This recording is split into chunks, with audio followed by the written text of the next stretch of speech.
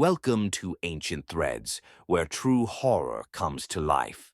Tonight, we invite you to step into the shadows of an old, forsaken hospital, a place where the echoes of the past linger, and curiosity leads to terrifying discoveries. Imagine exploring a decrepit building, only to find a door that should never have been opened. As we journey through The Last Door, prepare to confront your deepest fears and question the thin line between reality and nightmare. Are you ready to uncover what lies behind the darkness? Let's begin. I've always been drawn to abandoned places. There's something about the quiet and emptiness that appeals to me. So when a friend told me about an old hospital that had been shut down for decades, I couldn't resist. We made a plan to explore it one Saturday night. Just me, him, and another buddy. The hospital was on the outskirts of town, covered in graffiti and weeds. The windows were shattered, and the air had that musty, forgotten smell. It was perfect. The first few floors were what you'd expect. Dusty rooms filled with broken furniture, medical equipment long rusted over, and empty hallways that stretched on for what seemed like forever. But it was the basement we were interested in. That's where the rumors started, the place where the worst patients were kept, the dangerous ones, the ones no one talked about. We found the staircase leading down, a narrow, concrete passage barely lit by the flashlights we'd brought. The air got colder the deeper we went, and the walls felt damp to the touch. I started feeling uneasy, but I didn't want to back out. Not with my friends watching. At the bottom of the stairs, there was a single hallway lined with doors. Most were open, the rooms behind them filled with nothing but debris. But one door, at the very end of the hall, was closed, rusted shut. There was something about it, something wrong. I felt it the moment I saw it, like a knot in my stomach, twisting tighter with every step we took toward it. We stood in front of the door for what felt like an hour, just staring. My friend, always the brave one, decided to try and force it open. He grabbed a piece of metal debris and pried at the rusted lock. With a loud, metallic groan, the door finally gave way. What was inside wasn't what I expected. It was just a room, small, with nothing in it except for a single metal chair in the center. But something felt off. The walls seemed too close, the shadows too deep.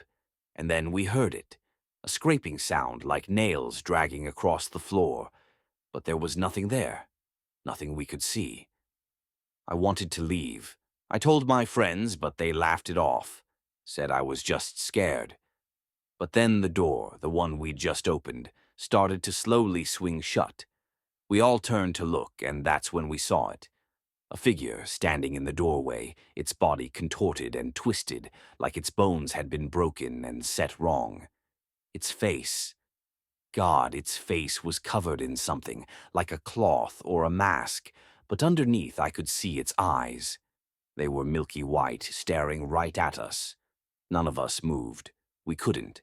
And then it spoke, not in a voice, but in our heads. I don't know how to explain it, but I could hear it inside my skull, like it was digging its way into my thoughts. I see you. The lights on our flashlights flickered, and before I knew it, the door slammed shut. The room was pitch black.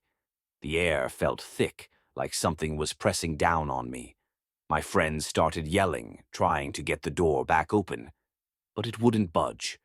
I turned my flashlight back toward the room, toward the chair in the center, and my blood went cold. The chair wasn't empty anymore. Something was sitting there. It hadn't been there before. It didn't move. It didn't breathe. But I could feel it watching us. And then, slowly, it stood up. I screamed for my friends, but before I could even move, I felt cold fingers brush against my neck. My vision blurred, and everything went silent. I don't know how I got out. One second I was in that room, and the next I was outside, running. My friends weren't behind me. I don't even remember how I got out of the hospital. I ran until I couldn't breathe, until my legs gave out and I collapsed on the sidewalk. I never saw my friends again. The police didn't believe me. They searched the hospital, but they found nothing. No bodies, no signs of struggle. It was like they'd never been there. But I know what I saw. I know what happened. And every night since, I hear it. The voice, in my head. I see you. And now, sometimes, when I look into the shadows of my room at night, I see it too. Thank you for watching The Last Door. If the chills from this story have left you questioning your own sense of reality, share your thoughts in the comments below. Don't forget to subscribe and turn on notifications for more spine-tingling tales that will keep you on the edge of your seat. Until next time, remember, some doors are better left unopened, and some shadows are better left unexplored.